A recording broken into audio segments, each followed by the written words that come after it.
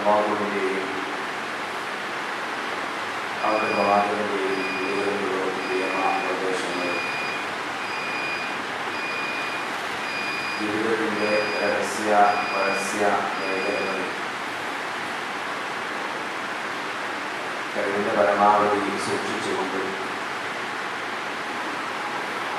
യഥാർത്ഥ മുത്തഖീങ്ങളായി ജീവിച്ചു കഴിക്കാൻ അങ്ങേയറ്റം പരിശ്രമിക്കണേ എന്ന് എന്നോടും നിങ്ങളോടും വസീയത്ത് ചെയ്യുകയാണ്, ഉപദേശിക്കുകയാണ് സർവശക്തൻ തൗഫീഖ് ചെയ്യുകയാണ്. സുഹൃത്തുക്കളെ, പവിത്രമായ ഒരു മാസത്തിലൂടെയാണ് നാം കടന്നുപോയിക്കൊണ്ടിരിക്കുന്നത്. കഴിഞ്ഞ ഖുതുബയിൽ ദുൽഹജ്ജ് മാസത്തിൻ്റെ പോരിശ, ഈ ദിവസങ്ങളിൽ അമലു സ്വാലിഹാത്ത് അധികരിപ്പിക്കുന്നതിൽ അല്ലാഹു സുബ്ഹാനഹു വ തആലയിലേക്ക് എത്രമാത്രം പ്രിയമുള്ളതാണ് എന്നൊക്കെ നാം മനസ്സിലാക്കി കഴിഞ്ഞ കാര്യങ്ങളാണ്. ഇൻഷാ അല്ലാഹ് വരുന്ന തിങ്കളാഴ്ച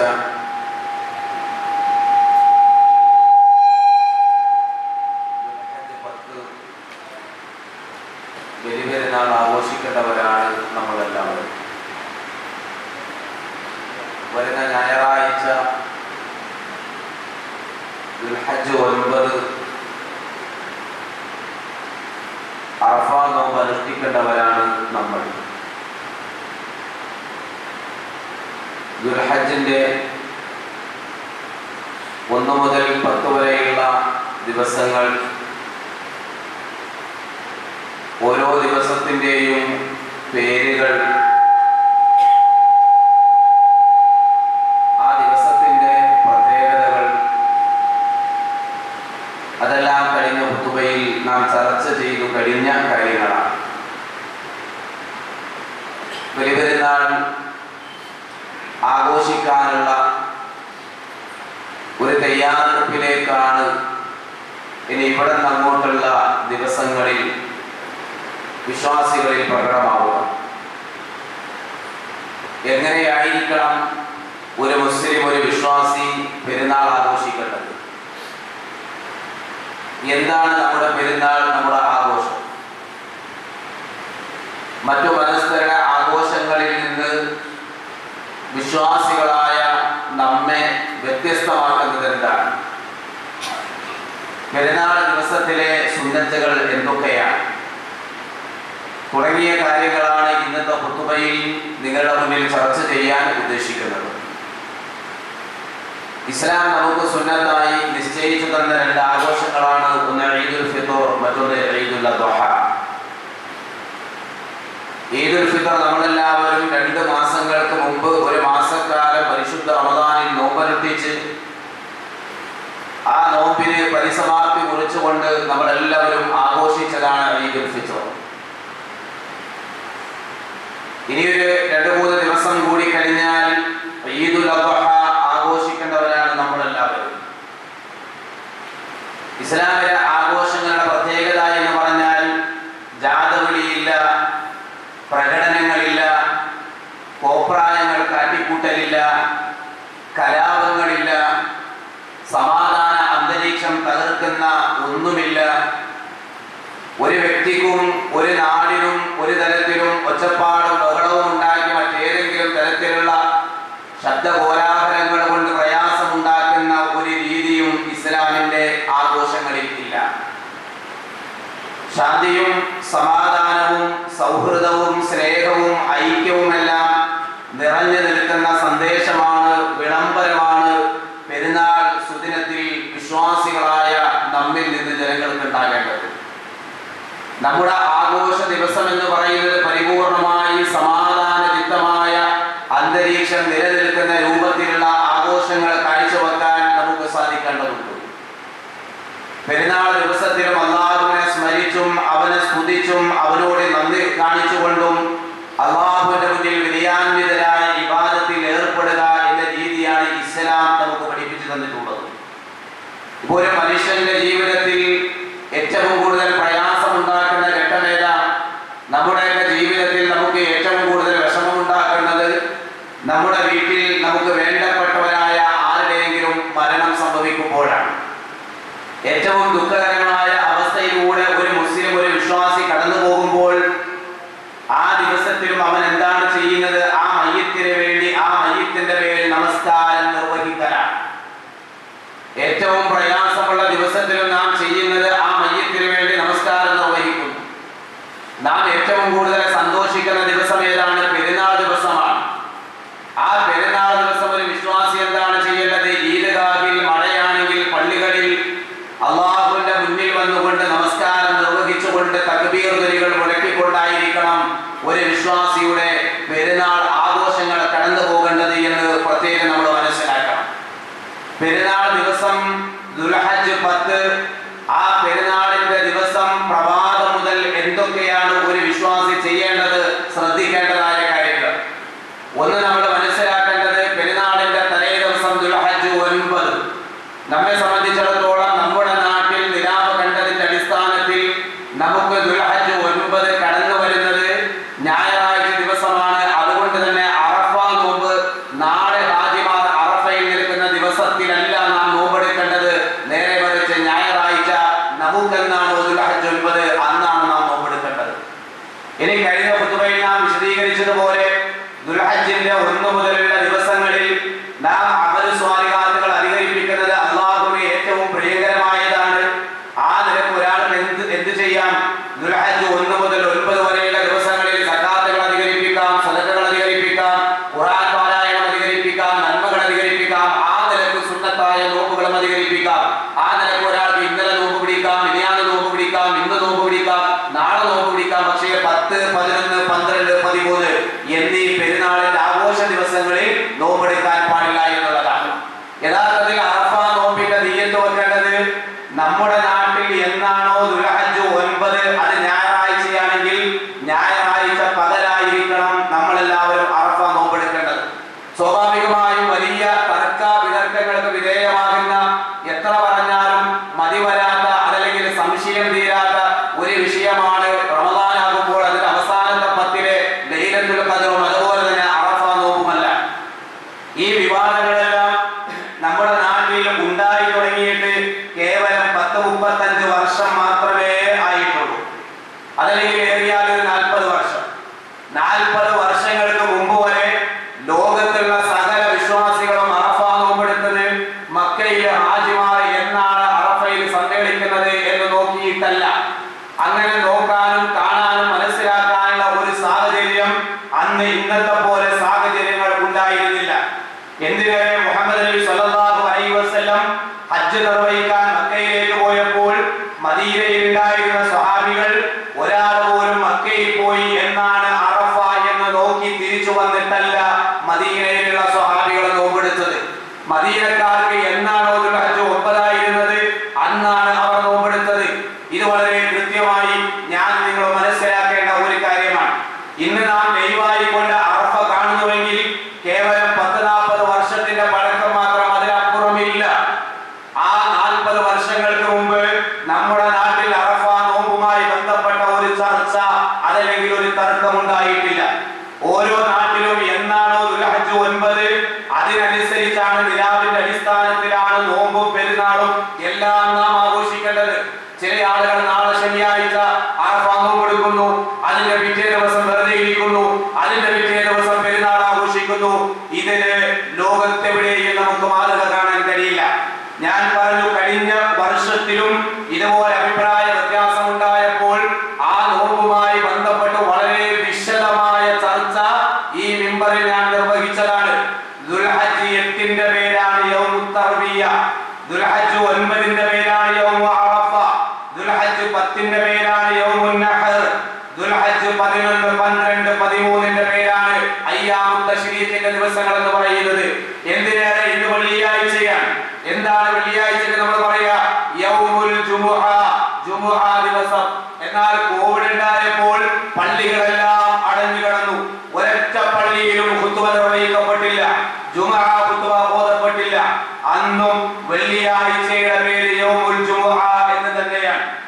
ജുമുഅ നടന്നാലും ജുമുഅ നടന്നില്ലെങ്കിലും വെള്ളിയാഴ്ചയുടെ പേരെന്താണ്? യൗമുൽ ജുമുഅ എന്നാണ്. അറഫ നടന്നാലും അറഫ നടന്നില്ലെങ്കിലും അവിടെ അറഫ എന്നാണെന്ന് നാം അറിഞ്ഞാലും അറിഞ്ഞില്ലെങ്കിലും ദുൽഹജ്ജ് 9ന്റെ പേരാണ് യൗമു അറഫ എന്ന് നമ്മൾ മനസ്സിലാക്കണം. ഇനി ചില ആളുകൾ പറയാറുള്ളത് പോലെ അവിടെ ഹാജിമാർ സമ്മേളിക്കുമ്പോൾ അറഫയിൽ നിൽക്കുന്ന ഹാജിമാർക്കുള്ള ഐക്യദാർഢ്യമല്ലേ അറഫ നോമ്പ്? ഒരിക്കലുമല്ല. അങ്ങനെ പ്രവാചകൻ പറഞ്ഞിട്ടില്ല, അങ്ങനെ ഇസ്ലാം പറഞ്ഞിട്ടില്ല. നാം മനസ്സിലാക്കേണ്ടത് ഇസ്ലാമിലെ ഇബാദത്ത് എന്ന് പറഞ്ഞാൽ ഏതെങ്കിലും വ്യക്തികളോടോ ഏതെങ്കിലും വിഭാഗത്തോടോ ഏതെങ്കിലും പ്രദേശത്തുകാരോടോ ഐക്യദാർഢ്യം പ്രഖ്യാപിക്കലല്ല ഇസ്ലാമിലെ ഇബാദത്തിന്റെ ലക്ഷ്യം. അറഫ നോമ്പിന്റെ ലക്ഷ്യം തന്നെ പ്രവാചകൻ സ്വല്ലല്ലാഹു അലൈഹി വസല്ലം പറഞ്ഞത് യുകഫിറുസ് സനത്തൽ മാദിയത വൽ ബാഖിയ, കഴിഞ്ഞുപോയതും വരാനിരിക്കുന്നതുമായ ഓരോ വർഷത്തെ അങ്ങനെ ടോട്ടൽ 2 വർഷത്തെ പാപങ്ങൾ പൊറുക്കപ്പെടും. ഇതാണ് അറഫ നോമ്പിന്റെ ലക്ഷ്യം എന്ന് നമ്മൾ മനസ്സിലാക്കണം. ഇനി ഹാജിമാർ അറഫയിൽ നിൽക്കുമ്പോൾ തന്നെ നാം നോമ്പ് പിടിക്കണമെന്ന് വാശി പിടിച്ചാലോ, അങ്ങനെ എങ്ങാനും പ്രവാചകൻ പറഞ്ഞിരുന്നുവെങ്കിലോ ഇസ്ലാം പൊളിഞ്ഞു പോകുമായിരുന്നു. വളരെ ഗൗരവമുള്ള വിഷയമാണ്. കാരണം എന്താ? നാം ഇവിടെ അവർ അറഫയിൽ നിൽക്കുന്ന ദിവസം നോക്കി നോമ്പെടുത്താൽ 2.5 മണിക്കൂർ ഏകദേശം സൗദി അറേബ്യയുമായി നമ്മുടെ ടൈമിംഗ് വ്യത്യാസമുണ്ട്. അവർ അറഫയിലേക്ക് എത്തുന്നതിന് മുമ്പേ നമ്മൾ നോമ്പുകാരാകും. അവർ അറഫയിൽ നിന്ന് പോകുന്നതിന് മുമ്പേ നമ്മളെല്ലാവരും നോമ്പ് മുറിക്കുകയും ചെയ്യും. ഇനി മാത്രമല്ല, അറഫയിൽ നിൽക്കുന്ന ഹാജിമാർക്ക് നോമ്പില്ല, അവർ അന്ന് നോമ്പെടുക്കാൻ പാടില്ല, നാം നോമ്പെടുക്കുന്നു. അവ ഐക്യദാർഢ്യം എന്ന് ന്യായീകരിച്ചാൽ ഐക്യദാർഢ്യം അവർ നോമ്പെടുക്കാതിരിക്കുമ്പോൾ നമ്മൾ നോമ്പെടുക്കാതിരിക്കാൻ. ഇനി മാത്രമല്ല, നമുക്കറിയാം ലോകത്ത് പല സ്ഥലങ്ങളിലും സമയകാല വ്യത്യാസമുണ്ട്. ഹാജിമാർ അറഫയിലേക്ക് സുബഹി നമസ്കാരാനന്തരം ഏകദേശം 6:30 മണിയോടുകൂടി അവർ പുറപ്പെടുമ്പോൾ ന്യൂസിലാൻഡിൽ വൈകിട്ട് 3:30 സമയം, അമേരിക്കയിലെ വാഷിംഗ്ടണിൽ രാത്രി 11:30 സമയം. പല പ്രദേശങ്ങളിലും നേർക്ക് നേരെ 12 മണിക്കൂർ വ്യത്യാസമുള്ള പ്രദേശങ്ങളുണ്ട്. അറഫയിൽ ഹാജിമാർ പകൽ നിൽക്കുമ്പോൾ പല പ്രദേശങ്ങളിലും രാത്രിയാണ്. അപ്പോൾ ഒരിക്കലും ഹാജിമാർ അറഫയിൽ നിൽക്കുന്ന സമയത്ത് ലോകത്തുള്ള മുസ്ലിമീങ്ങൾക്ക് എല്ലാവർക്കും ഒരേ സമയത്ത് നോമ്പെടുക്കാൻ കഴിയില്ല. അതുകൊണ്ട് നമ്മുടെ നാട്ടിൽ നിലാവ് കാണുന്നതിന്റെ അടിസ്ഥാനത്തിൽ എന്നാണോ നമുക്ക് ദുൽഹജ്ജ് 9 അന്ന് അറഫ നോമ്പെടുക്കുക, എന്നാണോ നമുക്ക് ദുൽഹജ്ജ് 10 അന്ന് നാം പെരുന്നാൾ ആഘോഷിക്കുക. ഇതാണ് അറഫ നോമ്പുമായി ബന്ധപ്പെട്ട് ഇനിയും ഒരു ചർച്ച ഉണ്ടാകാതിരിക്കാൻ, വസ്വാസ് ഉണ്ടാകാതിരിക്കാൻ. അതല്ലെങ്കിൽ ചില ആളുകൾ വന്നിട്ട് വസ്വാസ് ഉണ്ടാക്കാൻ ശ്രമിക്കും.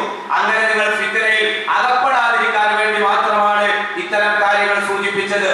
നമുക്ക് ദുൽഹജ്ജ് 9 ഞായറാഴ്ചയാണ്. അന്നാണ് നമ്മളെല്ലാവരും അറഫ നോമ്പെടുക്കേണ്ടത്. ഞായറാഴ്ച സുബഹി നമസ്കാരം മുതൽ പള്ളികളിൽ ഇമാമും മഅ്മൂമും എല്ലാവരും ഒന്നിച്ച് പ്രത്യേകമായി പെരുന്നാൾ ആഘോഷത്തിന്റെ ഭാഗം എന്ന നിലയ്ക്ക് തന്നെ തക്ബീർ ധ്വനികൾ മുഴക്കണം. ദുൽഹജ്ജ് 9 അഥവാ വരുന്ന ഞായറാഴ്ച സുബഹി നമസ്കാരം മുതൽ പള്ളികളിൽ തക്ബീർ ചൊല്ലണം. ചെറിയ പെരുന്നാളാണെങ്കിലോ പെരുന്നാളിന്റെ തലേ ദിവസം ശവ്വാലിന്റെ അമ്പിളി കണ്ട് ആ സമയത്തായിരിക്കും നാം തക്ബീർ ചൊല്ലുക. അത് ആ പെരുന്നാളിന്റെ തലേ ദിവസവും പിറ്റേന്ന് പെരുന്നാൾ ആഘോഷിക്കാൻ ഈദ്ഗാഹിൽ ചെന്ന് തക്ബീറോടുകൂടി ഈദുൽ ഫിത്റിന്റെ തക്ബീർ അവസാനിക്കുകയാണ്. എന്നാൽ ഈദുൽ അദ്ഹ ബലി പെരുന്നാൾ 5 ദിവസമാണ് ഞാൻ നിങ്ങളും പള്ളികളിൽ തക്ബീർ ചൊല്ലേണ്ടത്. ദുൽഹജ്ജ് 9 സുബഹി മുതൽ ദുൽഹജ്ജ് 10, 11, 12, 13 അസ്ർ നമസ്കാരത്തിന്റെ സമയം വരെ എല്ലാവരും ഒന്നിച്ചിരുന്ന് ശബ്ദത്തിൽ ധാരാളമായി തക്ബീർ ധ്വനികൾ മുഴക്കണം. ഇതാണ് ദുൽഹജ്ജ് 9 ഞാൻ നിങ്ങളും ചെയ്യേണ്ടത്. ഇനി ദുൽഹജ്ജ് 10 പെരുന്നാൾ ദിവസം വളരെ നേരത്തെ എഴുന്നേൽക്കുക. പൊതുവെ ഒരു വിശ്വാസിയെ സംബന്ധിച്ചിടത്തോളം രാവിലെ എഴുന്നേൽക്കുന്ന ശീലം ഉണ്ടാകണം. കാരണം എന്താ? സുബഹി നമസ്കരിക്കണം, അതിനു മുമ്പ് തഹജ്ജുദ് നമസ്കാരമുണ്ട്. ഇതിനൊക്കെയായി വിശ്വാസികൾ നേരത്തെ എഴുന്നേറ്റ് ശീലിക്കുക എന്നുള്ളതാണ്. പെരുന്നാളിനോട് പ്രത്യേകം ശ്രദ്ധിക്കുക. രാവിലെ തന്നെ എഴുന്നേറ്റ് എല്ലാവരും കുളിക്കുക. നമ്മളെല്ലാവരും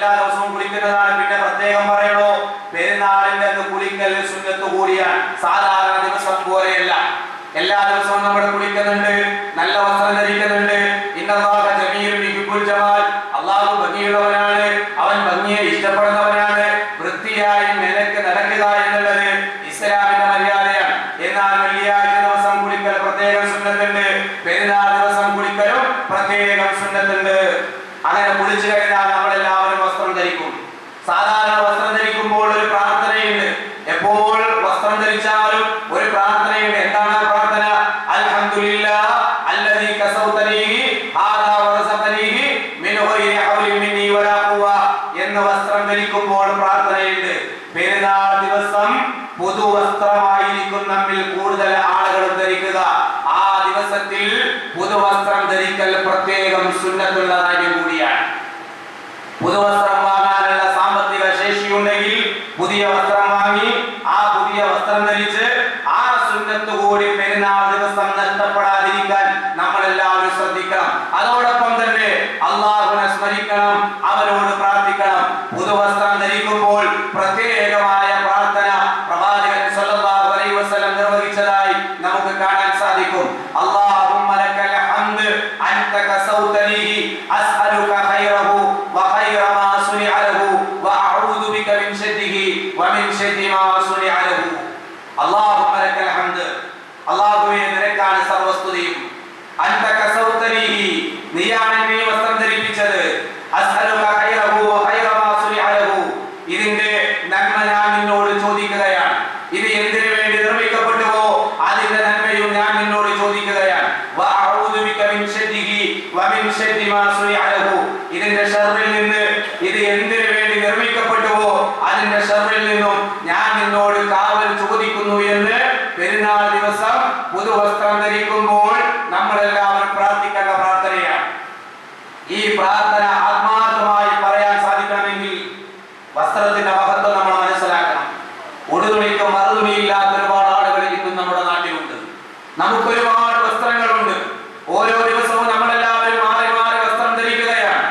എന്നാൽ വസ്ത്രമില്ലാതെ പെരുന്നാൾ ദിവസം പോലും പുതുവസ്ത്രം ധരിക്കാൻ സാമ്പത്തിക ശേഷിയില്ലാതെ പ്രയാസപ്പെടുന്ന ആളുകളിലേക്ക് നോക്കുമ്പോഴാണ് എന്റെ റബ്ബേ, എനിക്കൊരു പുതിയ വസ്ത്രം തന്നല്ലോ, അത് വാങ്ങാനുള്ള സാമ്പത്തിക ശേഷി എനിക്ക് തന്നല്ലോ, അത് ധരിച്ചുകൊണ്ട് പെരുന്നാൾ ആഘോഷിക്കാനുള്ള ശാരീരികമായ ആരോഗ്യം എനിക്ക് നൽകിയല്ലോ എന്ന തിരിച്ചറിവ് നമുക്കുണ്ടാകണം. അതോടൊപ്പം തന്നെ വസ്ത്രം ധരിക്കുമ്പോൾ, വസ്ത്രം വാങ്ങുമ്പോൾ നമ്മളെല്ലാവരും ശ്രദ്ധിക്കേണ്ട ചില വശങ്ങളുണ്ട്.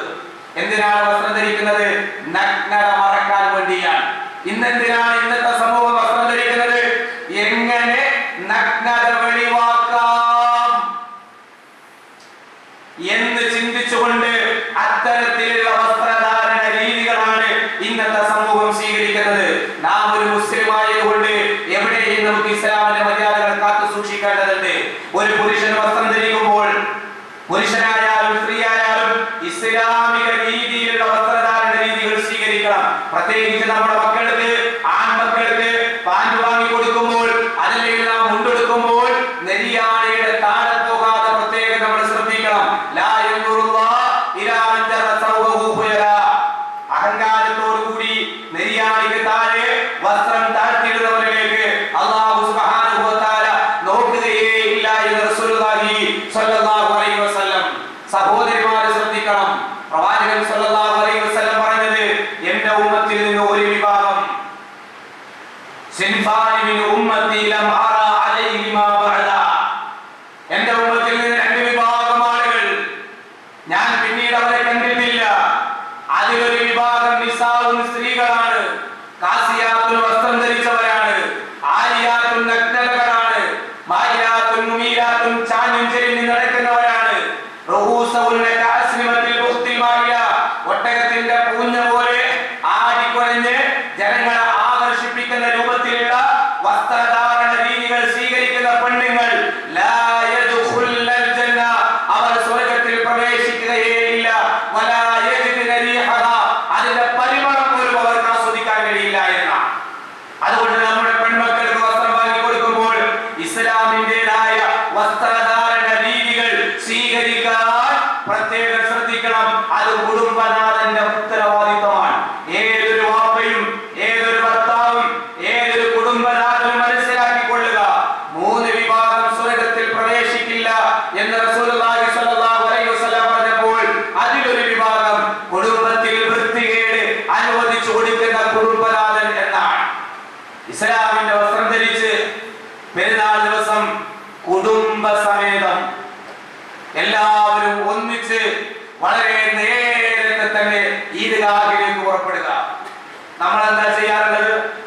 പള്ളിയിൽ വന്ന് തലേ ദിവസം അന്വേഷിക്കും, എത്ര മണിക്കാ പെരുന്നാൾ നിസ്കാരം? 8 മണി, 7:30, 7 മണി. സമയം നോക്കിയിട്ട് നമ്മൾ പോകും. എന്നിട്ടോ 7 മണിക്കാണ് പള്ളിയിൽ നമസ്കാരം തീരുമാനിച്ചതെങ്കിൽ നമ്മൾ കണക്കൂട്ടൽ എന്തായാലും 7 മണി പറഞ്ഞാൽ 7 മണിക്ക് തുടങ്ങൂല, എന്തായാലും 7:15 അപ്പോൾ 7:10 വീട്ടിൽ നിന്ന് ഇറങ്ങിയാൽ മതി. എന്നിട്ടോ പള്ളിയിൽ വരുമ്പോ ചിലപ്പോൾ സൊഫ് കെട്ടിയിട്ടുണ്ടാവും, ചിലപ്പോൾ ഇമാം നിസ്കാരത്തിലേക്ക് പ്രവേശിച്ചിട്ടുണ്ടാവും. പല ആളുകളും വുദു പോലും ചെയ്യാനായിരിക്കും വീട്ടിൽ നിന്ന് വരിക. അങ്ങനെ തിരക്കിട്ട് വുദു പോലും പൂർണ്ണമായി എടുക്കാൻ അവർക്ക് സമയം കിട്ടാതെ ആകെ വെപ്രാളപ്പെട്ട് ഓടി വന്ന് ആ ഒരു 5 മിനിറ്റ് നിസ്കാരം കഴിഞ്ഞ് പെരുന്നാൾ കഴിഞ്ഞ് ഓരങ്ങ് പോകും. ഇതല്ല ഒരു മുസ്ലിമിന്റെ പെരുന്നാൾ ആഘോഷ രീതി. എല്ലാവരും ഒന്നിച്ച് വീട്ടിൽ നിന്ന് ഇറങ്ങണം. ആണുങ്ങൾ മാത്രം ഇറങ്ങിയാൽ പോരാ. പെണ്ണുങ്ങൾ പെരുന്നാളായിട്ട് വീട്ടില് അടുക്കളയിൽ കിടന്ന് നിസ്കാരം കഴിഞ്ഞ് തിരിച്ചെല്ലുമ്പോ നമുക്ക് കഴിക്കാനുള്ള ഭക്ഷണം ഉണ്ടാക്കി വെക്കുന്നു പറഞ്ഞിട്ട് പോരല്ല. നേരെ മറിച്ച് എല്ലാവരെയും കൂട്ടിയിട്ട് വരണം. പള്ളിയിലേക്ക് വരുമ്പോൾ അതല്ലെങ്കിൽ പെരുന്നാളിന് ഈദ്ഗാഹിലേക്ക് വരുമ്പോൾ കൂടെ ഉമ്മ ഉണ്ടാകണം, വാപ്പ ഉണ്ടാകണം, ഭാര്യ ഉണ്ടാകണം, മക്കൾ ഉണ്ടാകണം, വീടടച്ച കൂട്ടി എല്ലാവരും വരണം. എത്രത്തോളം പ്രവാചകൻ സ്വല്ലല്ലാഹു അലൈഹി വസല്ലം പറഞ്ഞു, ആർത്തവകാരികളായ പെണ്ണുങ്ങൾ വരെ പെരുന്നാൾ ദിവസം ഈദ്ഗാഹിലേക്ക് പുറപ്പെടട്ടെ, അവിടെ വന്ന് ഖുത്ബ കേൾക്കട്ടെ, പ്രാർത്ഥനയിൽ പങ്കെടുക്കട്ടെ, നമസ്കാര സമയത്ത് മാത്രം അവർ മാറി നിൽക്കട്ടെ. ഇങ്ങനെ പറഞ്ഞു. അപ്പൊ ചില സ്വഹാബ വനിതകൾ വന്നിട്ട് ചോദിച്ചു, നബിയെ, ഞങ്ങളുടെ കൂട്ടത്തിൽ പർദ്ദയില്ലാത്ത പെണ്ണുങ്ങളുണ്ട്, എന്ത് ചെയ്യും? പ്രവാചകൻ പറഞ്ഞു, 2 പർദ്ദയുള്ള പെണ്ണുങ്ങളിൽ നിന്ന് ഒന്ന് പെരുന്നാളിന്റെ അത് കടം വാങ്ങി ആ പർദ്ദയിട്ടിട്ട് നിങ്ങൾ ഈദ്ഗാഹിലേക്ക് വരണം. ഇതിന്റെ അടിസ്ഥാനത്തിൽ ഈദ്ഗാഹിലേക്ക് പുറപ്പെടൽ നിർബന്ധമാണ് പെണ്ണുങ്ങൾക്ക് എന്ന് വരെ അഭിപ്രായം പറഞ്ഞ പണ്ഡിതന്മാരെ നമുക്ക് കാണാൻ സാധിക്കും. നമ്മുടെ വീട്ടിലെ സഹോദരിമാര് പെരുന്നാൾ ദിവസം എന്താ ചെയ്യുന്നത്? അടുക്കളയിൽ കിടന്ന് അവരിങ്ങനെ മറന്നുകൊണ്ടിരിക്കുകയാണ്. അല്ല, എല്ലാവരും ഒന്നിച്ച് കുടുംബസഹിതം നേരത്തെ തന്നെ, വളരെ നേരത്തെ നമ്മൾ ഈദ്ഗാഹിലെത്തണം. നിസ്കാര സമയത്തല്ല, വളരെ നേരത്തെ വന്ന് ഈദ്ഗാഹിൽ വന്നിരുന്ന് എല്ലാവരും തക്ബീർ ചൊല്ലണം. വീട്ടിൽ നിന്ന് ഇറങ്ങേണ്ടതോ പ്രാർത്ഥനയൊക്കെ ചൊല്ലി തക്ബീർ ചൊല്ലിയിട്ടാ വരേണ്ടത്. കഥ പറഞ്ഞിട്ടല്ല, തമാശ പറഞ്ഞിട്ടല്ല, രാഷ്ട്രീയം പറഞ്ഞിട്ടല്ല. വീട്ടിൽ നിന്ന് ഈദ്ഗാഹിലേക്ക് സ്വഹാബികൾ അങ്ങനെയാണ്. അവർ റോഡിലൂടെ തക്ബീർ ചൊല്ലുകയാണ്. കൂട്ടം കൂട്ടമായി തക്ബീർ ചൊല്ലി എല്ലാവരും ഒന്നിച്ച് ഈദ്ഗാഹിൽ വന്നിരിക്കുക. ഈദ്ഗാഹിലാണ് നമസ്കാരമെങ്കിലോ അവിടെ വന്നാൽ ഇരുന്നാ മതി, പിന്നെ അവിടെ ഒരു സുന്നത്തില്ല. ഇനി മഴ വന്ന് പള്ളിയിലേക്ക് മാറിയാലോ, പള്ളിയിൽ കയറുമ്പോൾ ഇരിക്കുന്നതിന് മുമ്പുള്ള 2 റക്അത്ത് തഹിയ്യത്ത് നമസ്കാരം അത് നിർവഹിക്കാമെന്നല്ലാതെ പെരുന്നാൾ നിസ്കാരത്തിന് മുമ്പ് വേറൊരു സുന്നത്തില്ല. ഈദ്ഗാഹിൽ വന്നിരുന്ന് എല്ലാവരും ഒന്നിച്ചിരുന്ന് തക്ബീർ ചൊല്ലി അങ്ങനെ അത് കഴിഞ്ഞാൽ എന്ത് ചെയ്യണം? പിന്നെ അതോടൊപ്പം തന്നെ ഈദ്ഗാഹിലേക്ക് വരുമ്പോ ഒന്നും കഴിക്കാതെ വരിക. ഈദുൽ ഫിത്തർ എങ്ങനെ വന്നത്? എന്തെങ്കിലും ഒന്ന് കുടിച്ച് എന്തെങ്കിലും ഒന്ന് കഴിച്ച്, അതാണ് ചെറിയ പെരുന്നാളിന്റെ സുന്നത്ത്. വലിയ പെരുന്നാളിനോ ഒന്നും കഴിക്കാതെ കാര്യമായ വയറുമായി നമ്മളെല്ലാവരും ഈദ്ഗാഹിൽ വരിക. അങ്ങനെ അവിടെ വന്നിരുന്ന് തക്ബീറൊക്കെ ചൊല്ലി പിന്നെ നമ്മൾ നമസ്കാരത്തിലേക്ക് പ്രവേശിക്കുകയാണ്. ചില ആളുകൾ ചോദിക്കാറുണ്ട്, ഇവർക്ക് പള്ളിയിൽ വിശാലമായ സൗകര്യം ഉണ്ടായിട്ട് എന്തിനാ പിന്നെ ഇവര് എല്ലാവരും പറമ്പിലേക്ക് കൊണ്ടുപോകുന്നത്, ഗ്രൗണ്ടിലേക്ക് കൊണ്ടുപോകുന്നത്? അത് അത്ര വൃത്തിയുള്ള സ്ഥലമാണോ? അള്ളാന്റെ പള്ളിയിലെ ഈ പള്ളി കൂട്ടിയിട്ടിട്ട് എന്തിനാണ് ഇവർ ഈദ്ഗാഹിലേക്ക് പോകുന്നത് എന്ന് പറഞ്ഞ് നമ്മളെ കുറ്റപ്പെടുത്താറുണ്ട്, പരിഹസിക്കാറുണ്ട്. നമുക്കറിയാം, മദീനത്തെ പള്ളിയിൽ ഒരു റക്അത്തിന് 1000 റക്അത്തിന്റെ കൂലിയാണ്. പ്രവാചകൻ ആ പള്ളി കൂട്ടി സ്വഹാബത്തിനെയും കൊണ്ടുപോയത് ഈദ്ഗാഹിലേക്കാണ്. അതാണ് പ്രവാചക ചര്യ, അതാണ് സുന്നത്ത്. പെരുന്നാൾ ദിവസം എവിടെയാണ്? മൈതാനത്ത്, ഈദ്ഗാഹിലാണ്. മഴയില്ലെങ്കിൽ നമ്മളെല്ലാവരും നമസ്കാരം നിർവഹിക്കേണ്ടത്. പെരുന്നാൾ നമസ്കാരത്തിന്റെ പ്രത്യേകതകൾ നമുക്കറിയാം. 2 റക്അത്താണ്. മറ്റു നമസ്കാരങ്ങളിൽ വ്യത്യസ്തമാണ്. ഒന്നാമത്തെ റക്അത്തിൽ തക്ബീറത്തുൽ ഇഹ്റാമിന് പുറമെ 7 തക്ബീറുകളാണ്. രണ്ടാമത്തെ റക്അത്തിലേക്ക് എഴുന്നേറ്റ് വരുന്ന തക്ബീറിന് പുറമെ 5 തക്ബീറുകളാണ്.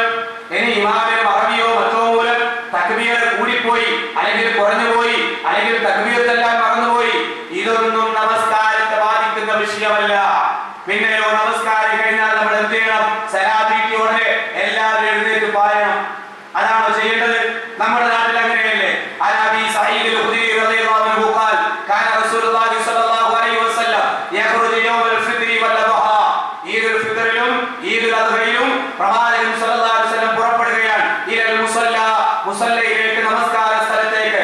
ഫഅവ്വലു ശൈഇൻ യബ്ദഉ ബിസ്സലാ, ആദ്യം പ്രവാചകൻ നമസ്കാരം നിർവഹിക്കും. സുമ്മ യൻസരിഫു ഫയഖൂമു മുഖാബിലൻ നാസി, നമസ്കാരത്തിൽ വിരമിച്ചാൽ ജനങ്ങളെ അഭിമുഖീകരിച്ചുകൊണ്ട് നബി സല്ലല്ലാഹു അലൈഹി വസല്ലം എഴുന്നേറ്റ് നിൽക്കും.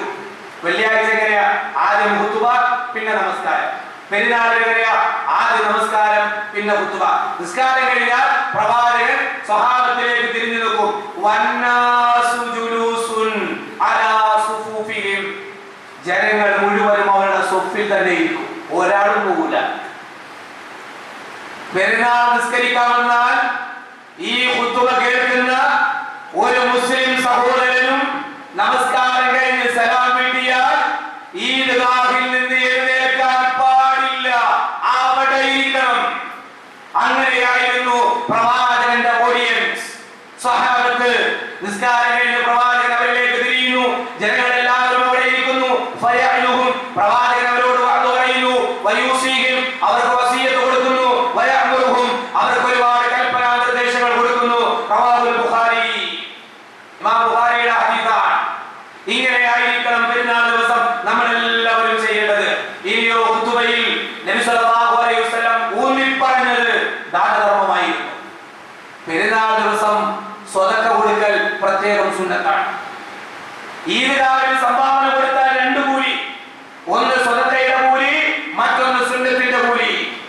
ഈദ്ഗാഹിൽ പ്രവാചകൻ ഊന്നിപ്പറഞ്ഞത് ദാനധർമ്മത്തെ കുറിച്ചായിരുന്നു. അതുകൊണ്ട് ഈദ്ഗാഹിലേക്ക് വരുമ്പോ നമ്മുടെ എല്ലാവരുടെയും കയ്യിൽ സംഭാവന ഉണ്ടാകണം. ഈദ്ഗാഹിൽ നമ്മളെല്ലാവരും സംഭാവന നൽകണം. രണ്ട് കൂലിയാണ്, സുന്നത്തിന്റെ കൂലി കൂടി നമുക്ക് ലഭിക്കുന്നതാണ്. മാത്രമല്ല, ഇമാം മുസ്ലിം ഉദ്ധരിക്കുന്ന ഹദീസിൽ കാണാം, നബി സല്ലല്ലാഹു അലൈഹി വസല്ലം ഖുതുബ പറയുമ്പോ പ്രവാചകന്റെ ഷോൾ, പ്രവാചകന്റെ തോൾമുണ്ട് ഊരി ബിലാൽ റളിയല്ലാഹു അൻഹുവിന്റെ കയ്യിലേക്ക് കൊടുക്കുന്നതാണ്. ബിലാൽ റളിയല്ലാഹു അൻഹു ഈ തോൾമുണ്ടുമായി സ്ത്രീകളുടെ ഇടയിലേക്ക് ചെല്ലുന്നു. സ്ത്രീകളുടെ ആഭരണം ഊരിയിട്ട് കൊടുക്കുന്നു. നോക്ക് നിങ്ങൾ, സ്ത്രീകളും പുരുഷന്മാരും എല്ലാവരും പെരുന്നാൾ ദിവസം എന്ത് ചെയ്യണം? ഈദ്ഗാഹിൽ സംഭാവനകൾ കൊടുക്കണം. അത് പ്രത്യേകം സുന്നത്തുള്ള കാര്യമാണ്. ഇതെല്ലാം കഴിഞ്ഞ് ആ ഈദ്ഗാഹിൽ നിന്ന് പിരിഞ്ഞു പോകുമ്പോൾ വന്നത് ഒരു വഴിയിലൂടെയാണെങ്കിൽ പോകുന്നത് മറ്റൊരു വഴിയിലൂടെ. രണ്ട് വഴികൾ സ്വീകരിക്കുക, ഒന്ന് വരാനും ഒന്ന് തിരിച്ചു പോകാനും. ഇതെല്ലാം പെരുന്നാൾ ദിവസത്തെ സുന്നത്തിൽപ്പെട്ടതാണ്. ഇത് കഴിഞ്ഞാൽ പിന്നെന്താണ്? ഉദ്ഹിയ്യത്താണ്. നേരെ ഉദ്ഹിയ്യത്തല്ല, മഹത്തായ ബലികർമ്മത്തിലേക്ക് പ്രവാചകൻ സല്ലല്ലാഹു അലൈഹി വസല്ലം സ്വഹാബത്ത് പോകും. നമ്മളോ ഷെയർ കൊടുത്തിട്ടുണ്ട്, അല്ലെങ്കിൽ ഒരു ആടിന്റെ പൈസ കൊടുത്തിട്ടുണ്ട്.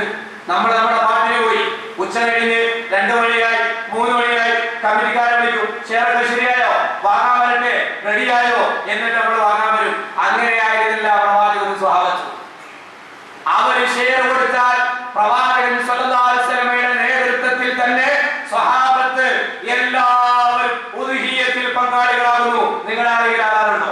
അത് കമ്മിറ്റിക്കാർ ചെയ്തു, അത് കൂലിക്കാർ ചെയ്തു, അല്ലെങ്കിൽ ആ പള്ളിയുമായി ചുറ്റുപറ്റി നടക്കുന്ന കുറച്ച് ആൾക്കാരുണ്ട്, ഓര് ചെയ്തോളൂ. നമ്മൾ പെരുന്നാളായിട്ട് അവിടെ പോയി അൽക്കരോട്ട് പോയി ചോരയൊക്കെ തെറിച്ച് എന്തിനാണ് ഇടങ്ങേറ്? ഇങ്ങനെ ചിന്തിക്കരുത് ഒരു മുസ്ലിം. ഉദ്ഹിയ്യത്ത് എന്ന് പറഞ്ഞാൽ മഹത്തായ ബലികർമ്മമാണ്. ബലികർമ്മം മഹത്തായ ഇബാദത്താണ്. അല്ലാഹുവിന്റെ വജു ഉദ്ദേശിച്ചുകൊണ്ട് നമ്മൾ ചെയ്യുന്നതാണ്. ആ ദിവസം അതിനുവേണ്ടി മാറ്റിവെക്കണം. അല്ലാതെ നിസ്കാരം കഴിഞ്ഞ് ഈദ്ഗാഹിൽ പോയി കൂട്ടുകാരെ വിളിച്ച് പുതിയ പണ റിലീസായിട്ടുണ്ട് അവിടെ പോകല്ല വേണ്ടത്. അറുക്കുന്ന സ്ഥലത്ത് പങ്കാളികളാകണം. പ്രവാചകൻ സല്ലല്ലാഹു അലൈഹി വസല്ലം ആദ്യം അറുത്ത് കാണിച്ചു, സ്വഹാബത്തിനെ അറുത്ത് കാണിച്ചു കൊടുത്തു, മാതൃക കാട്ടി. പ്രവാചകൻ അറുക്കുകയാണ്. കൂടുതലുണ്ടെങ്കിൽ പ്രവാചകൻ കൈമാറും, സ്വഹാബത്ത് അറുക്കും. അറുക്കുമ്പോൾ ബിസ്മില്ലാഹി അല്ലാഹു അക്ബർ എന്ന് പറയുക. ബിസ്മില്ലാഹി അല്ലാഹു അക്ബർ എന്ന് പറഞ്ഞാൽ മതി. അതല്ലാതെ തക്ബീർ മുഴുവൻ ചൊല്ലിക്കൊണ്ട് പല നാടുകളിൽ നമുക്ക് അറുക്കുന്നത് കാണാം. അതിൽ പ്രത്യേക സുന്നത്തില്ല. അറുക്കുന്ന സമയത്ത് ബിസ്മില്ലാഹി അല്ലാഹു അക്ബർ എന്ന് പറഞ്ഞ് നമ്മൾ അറുക്കുക. അതോടൊപ്പം നമ്മൾ മനസ്സിലാക്കണം, ഞാൻ ഓതി വെച്ച ആയത്ത് ലയ്യനാലല്ലാഹു ബിഹുമുഹാ വലാ ദിമാഉഹാ വലാകി യനാലുഹു തഖ്വാ മിൻകും. അതിന്റെ രക്തം, അതിന്റെ മാംസം, ഇതൊന്നുമല്ല അല്ലാഹുവിന്റെ അടുക്കൽ എത്തുക. നിങ്ങളുടെ ഹൃദയത്തിൽ നിന്നുള്ള തഖ്വയാണ് അല്ലാഹു സുബ്ഹാനഹു വ തആല കണക്കാക്കുക. ഞാൻ വലിയ ബോധ്യം കൊടുത്തു, 1.5 ലക്ഷം റുപ്യയായിരുന്നു, 3 ലക്ഷം റുപ്യന്റെ വലിയ മൂല്യമായിരുന്നു. ഇങ്ങനെ കൊടുത്തതിന്റെ കണക്ക് പറയുന്ന, വലിപ്പം പറയുന്ന, ആ സംഖ്യയുടെ അളവ് പറയുന്ന, അങ്ങനെ പല പ്രദേശങ്ങളിലും പല മഹല്ലുകളിലും അവിടെയുള്ള വീട്ടുകാര് തറവാട്ടുകാര് മത്സരിച്ചുകൊണ്ടൊക്കെ അതുപോലെ തന്നെ ഉദയത്തിന്റെ മൃഗത്തെ പ്രദർശിപ്പിച്ച് പരസ്യപ്പെടുത്തി വാട്സാപ്പിലൊക്കെ വീഡിയോ ഇങ്ങനെ ഫോർവേഡ് ചെയ്ത് ഇങ്ങനെയൊക്കെ ചെയ്യുന്ന ആളുകളുണ്ട്. അതിന്റെ രക്തവും മാംസവും പഠിച്ചോന്റെ അടുത്തെത്തൂല. നിങ്ങളുടെ ഹൃദയത്തിലാണ് അല്ലാഹു സുബ്ഹാനഹു വ തആല നോക്കുക. ഇത് ചെയ്യുമ്പോൾ നമ്മുടെ മനസ്സിലേക്ക് ഓടി വരേണ്ട ചരിത്രം നമ്മുടെ വല്ലുപ്പ ആദർശ പിതാവ് ഖലീലുല്ലാഹി ഇബ്രാഹിം നബി അലൈഹിസ്സലാത്തു വസ്സലാം സ്വന്തം മകനെയാണ് അറുക്കാൻ തയ്യാറായത്. അതുകൊണ്ടാണ് ഉദയത്തിന് കൊടുക്കുന്ന മൃഗത്തിന് ഒരു ന്യൂനതയും ഉണ്ടാകാൻ പാടില്ല, ഒരു കുറവുണ്ടാകാൻ പാടില്ല. ഏറ്റവും നല്ലതിനെയാണ് ഇബ്രാഹിം അലൈഹിസ്സലാം കൊടുക്കാൻ തയ്യാറായത്. സ്വന്തം മകനെയാണ് കൊടുക്കാൻ തയ്യാറായത്. അതുകൊണ്ട് ഏറ്റവും നല്ല മൃഗത്തെ തന്നെയായിരിക്കണം അതിനുവേണ്ടി നമ്മൾ തിരഞ്ഞെടുക്കേണ്ടത്. അങ്ങനെ പ്രവാചകനും സ്വഹാബത്തും അറുത്ത് അതിൽ നിന്ന് ഷെയർ കൊണ്ടുപോയി അത് വേവിച്ച് അതാണ് അവർ കഴിച്ചിരുന്നത്. അതുവരെ അവർക്ക് കഴിച്ചിരുന്നില്ല. നമ്മുടെ നാട്ടിലേക്ക് വിപുലമായി കുറെ ഉള്ളത് കൊണ്ട് ചിലപ്പോൾ അതിന്റെ ഷെയർ കിട്ടാനൊക്കെ ഒരുപാട് താമസിക്കും. ചിലപ്പോൾ 3 മണിയാവും 6 മണിയാവും. അതുവരെ കഴിക്കാതിരിക്കണം എന്ന് ഒരിക്കലും അതിനർത്ഥമില്ല എന്നുകൂടി നമ്മൾ മനസ്സിലാക്കുക. ഇനിയോ ഇതെല്ലാം കഴിഞ്ഞാൽ ആ പെരുന്നാൾ ദിവസം നമ്മൾ ചെയ്യേണ്ടത് എന്താ? പ്രവാചകൻ ചെയ്തത് ഭാര്യമാരെയൊക്കെ സന്ദർശിക്കും, കുടുംബ സന്ദർശനമൊക്കെ നടത്തും. നമ്മളോ നിസ്കാരമൊക്കെ കഴിഞ്ഞ് വീട്ടിൽ ചെന്ന് നാസ്തയാക്കി ഫോൺ എടുത്ത് ഡ്രസ്സൊക്കെ മാറ്റി അല്ലെങ്കിൽ വേറെ പുതിയ ഡ്രസ്സ് പിന്നെ എടുത്തിട്ട് പുറത്തിറങ്ങി കൂട്ടുകാരന്മാരെ വിളിച്ച് ട്രിപ്പ് പോയി കറങ്ങി കിടന്ന് ഉച്ചക്ക് കൂടിന്റെ സമയമാകുമ്പോ ഭാര്യ വിളിക്കാൻ നീ കഴിച്ചോ? ഇതല്ല പെരുന്നാള്.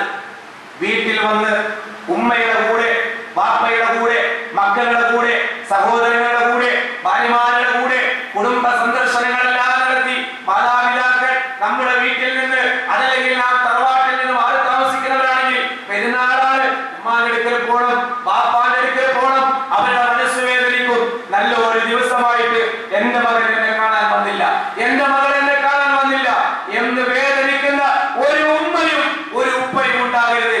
അതുകൊണ്ട് നമ്മുടെ പെരുന്നാൾ കൂട്ടുകാരുടെ കൂടെയല്ല, തിയേറ്ററിലല്ല, പാർക്കിലല്ല, ബീച്ചിലല്ല, ക്ലബിലല്ല, വീട്ടിൽ കുടുംബത്തോടൊപ്പം സഹോദരങ്ങളെ ക്ഷണിക്കുക, അങ്ങോട്ട് പോവുക, കുടുംബ സന്ദർശനങ്ങളെല്ലാം നടത്തുക, അച്ചുപോലെ ബന്ധങ്ങളെല്ലാം കൂട്ടിച്ചേർക്കുക.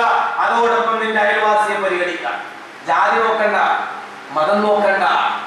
പലതരത്തിലുള്ള വർഗീയ ചിന്താഗതിക്കാരായ ആളുകളൊക്കെ കൂടെ ഉണ്ടാകും. അവര് വിചാരിക്കും മുസ്ലിങ്ങളുടെ ആഘോഷ ദിവസമല്ലേ, എന്തെങ്കിലും പ്രശ്നം ഉണ്ടായാലോ എന്നൊക്കെ തെറ്റിദ്ധരിക്കുന്ന ആളുകൾക്ക് എന്താണ് പെരുന്നാളെന്ന് നമ്മളത് കാണിച്ചു കൊടുക്കണം. പ്രവാചകന്റെ സുന്നത്ത് പിൻപറ്റിയിട്ടാ മുസ്ലിങ്ങളുടെ ആഘോഷം. എവിടെയും റോഡ് ബ്ലോക്കില്ല, എവിടെയും ഒച്ചപ്പാടും ബഹളവുമില്ല, എവിടെയും ഒരു കലാപമില്ല, എവിടെയും ഒരു പടക്കം പൊട്ടുന്നില്ല, ഒരു ബോംബ് സ്ഫോടനം ഉണ്ടാകുന്നില്ല, എവിടെയും ഒരു കുപ്പി പൊട്ടാൻ പാടില്ല. പെരുന്നാളെ ആഘോഷിക്കണ്ടേ, അടിച്ച് ഫിറ്റാവണ്ടേ? ഇല്ല, അങ്ങനെ ഒരു ആഘോഷം ഇസ്ലാമിലില്ല. പള്ളിയിൽ വന്ന് നമസ്കാരം നിർവഹിച്ച് അല്ലാഹുവിനെ സ്മരിച്ച് തക്ബീർ ചൊല്ലി അതുപോലെ കുടുംബ സന്ദർശനങ്ങൾ നടത്തി അയൽവാസിയെ പരിഗണിച്ച് ഒരു ഇടങ്ങേറും ഒരാൾക്കും ഉണ്ടാക്കാതെ, ഒരു പൊതുമുതൽ നശിപ്പിക്കാതെ, ഒരാളെ കൊണ്ടും പറയിപ്പിക്കാതെ സമാധാനയുക്തമായ അന്തരീക്ഷം നിലനിർത്തിക്കൊണ്ട് ഇസ്ലാമിന്റെ പെരുന്നാൾ ആഘോഷിച്ച് ലോകത്തിന് മാതൃകയാകാൻ വിശ്വാസികളെ നമുക്ക് സാധിക്കണം. പെരുന്നാൾ ദിവസം ഒരുപാട് സുന്നത്തുകളുണ്ട്. ഒരു സുന്നത്ത് പോലും എനിക്കും എന്റെ കുടുംബത്തിനും നഷ്ടപ്പെട്ടു പോകാതിരിക്കാൻ പ്രത്യേകം നമ്മൾ ശ്രദ്ധിക്കുക. അല്ലാഹു സഹായിക്കുമാറാകട്ടെ.